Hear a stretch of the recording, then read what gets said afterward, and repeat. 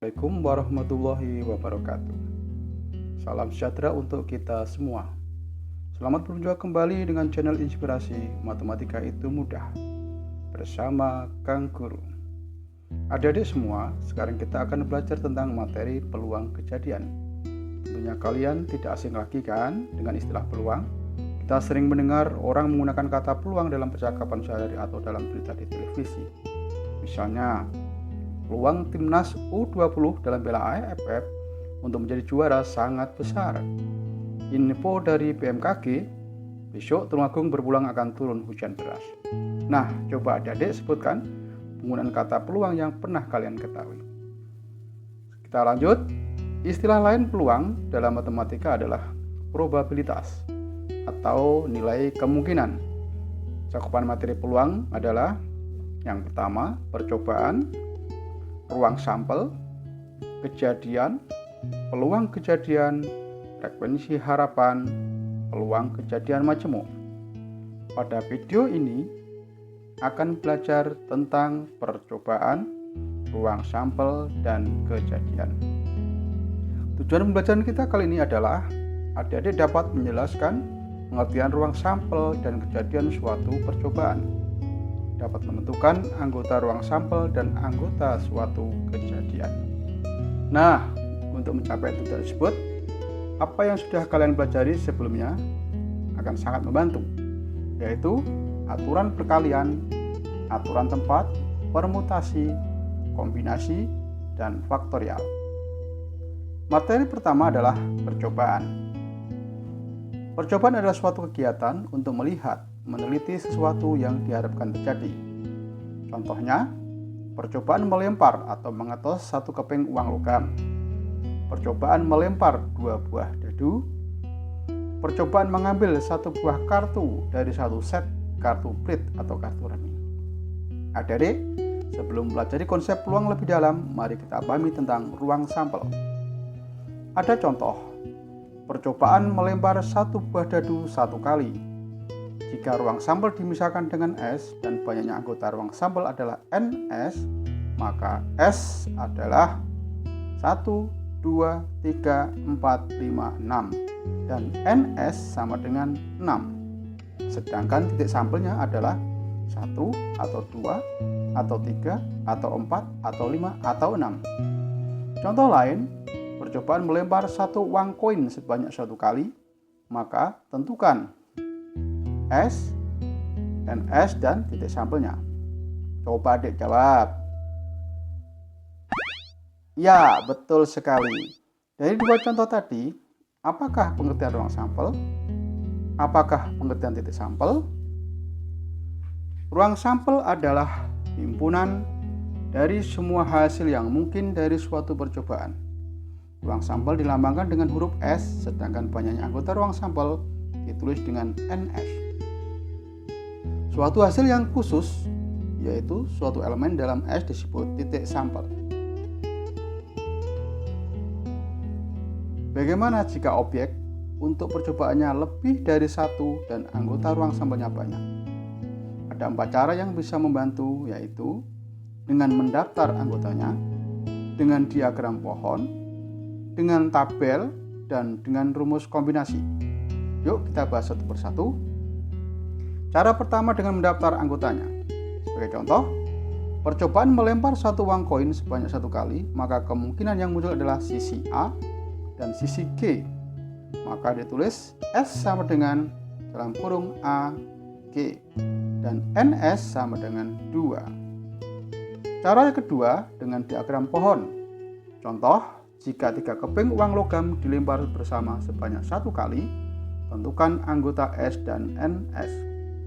Penyelesaian, masing-masing uang logam memiliki 2 sisi, yaitu sisi A dan sisi G. Lalu kita buat diagram pohon dari uang ke-1 dikombinasi dengan uang kedua dan ketiga, sehingga diperoleh pasangan-pasangan yang mungkin akan muncul. Sehingga diperoleh anggota S dan NS sama dengan 8. Cara yang ketiga yaitu dengan tabel. Contoh, percobaan melempar 2 buah dadu secara bersamaan tentukan anggota ruang sampel dan banyaknya anggota. Dipahami dahulu, setiap dadu memiliki mata dadu sebanyak 6, yaitu 1, 2, 3, 4, 5, 6. Dan setiap dilempar akan muncul pasangan mata dadu pertama dan mata dadu kedua. Untuk memudahkan melihat pasangan yang mungkin muncul, akan kita buatkan tabel berikut. Pada kolom pertama, kita tulis mata dadu pertama, dan pada baris pertama, kita isikan mata dadu kedua. Lalu dipilih pasangan 1 dengan 1, 1 dengan 2, dan seterusnya. Kalian bisa melengkapi kan? Oke, lanjut. Sehingga diperoleh anggota S sama dengan dalam kurung 1 dengan 1, 1 dengan 2, 1 dengan 3, dan seterusnya sampai terakhir nanti adalah 6 dengan 6. Dan NS, banyaknya anggota S adalah 36. Mudah kan? Cara keempat yaitu dengan rumus kombinasi. Cara ini untuk menentukan banyaknya anggota ruang sampel dan juga banyak anggota suatu kejadian tanpa harus mendaftar anggotanya. Untuk menghitungnya dengan rumus kombinasi. Contoh, dari sebuah kantong terdapat 3 kelereng merah dan 2 kelereng biru. Bila 2 buah kelereng diambil sekaligus, berapa banyak anggota ruang sampel?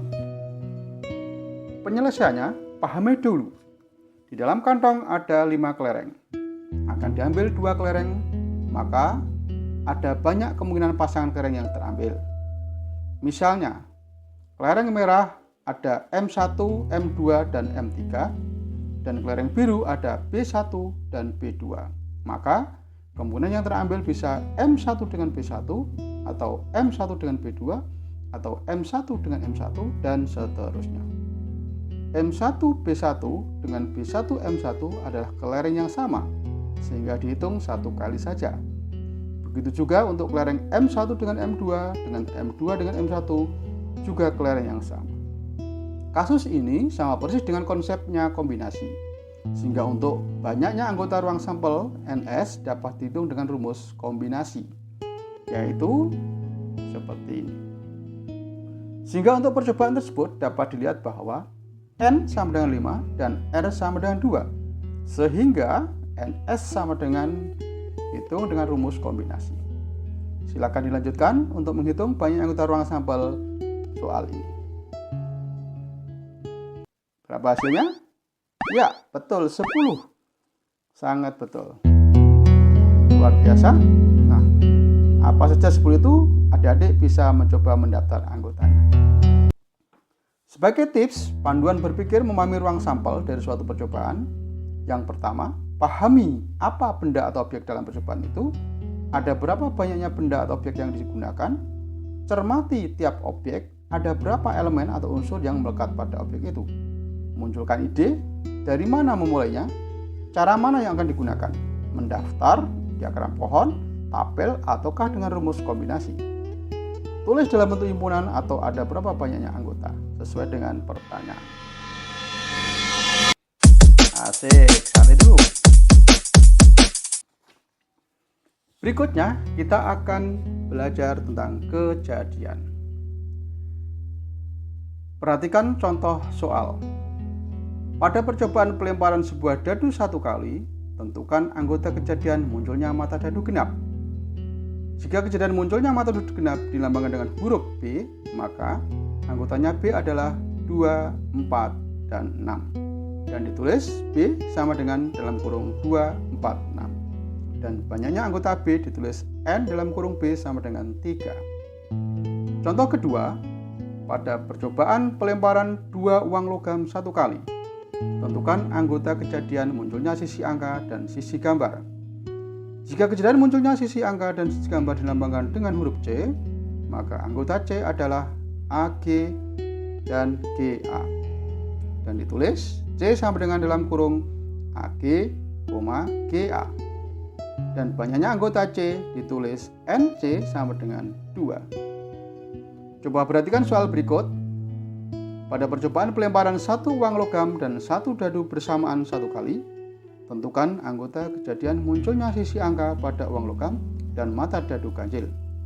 Misalnya, kejadian munculnya sisi angka pada uang logam dan mata dadu ganjil dilambangkan dengan huruf Z, maka anggota Z dapat dilihat pada tabel berikut. Kolom pertama kita tulis sisi pada uang logam, dan baris pertama kita tulis sisi pada mata dadu. Akhirnya diperoleh pasangan A dengan 1 yaitu sisi angka dan mata dadu 1, pasangan A2 yaitu sisi angka dan mata dadu 2, dan seterusnya. Adik-adik bisa melengkapi sehingga diperoleh anggota Z sama dengan itu dan NZ sama dengan 12. Ya, mantap. Adik-adik, kita sudah sampai di ujung video ini. Ada tips bermanfaat untuk adik-adik jika ingin memahami materi ini. Putar ulang video ini jika merasa belum paham. Yang kedua, klik pause atau tanda pause untuk menghentikan video supaya paham isinya. Kerjakan soal-soal pada LKPD atau sumber lain, buku paket, internet, supaya adik-adik mahir. Diskusikan dengan teman atau guru kalian, atau tulis di kolom komentar jika menemui soal yang belum dipahami. Oke adik-adik, sukses terus ya. Selamat berlatih dan terima kasih. Assalamualaikum warahmatullahi wabarakatuh.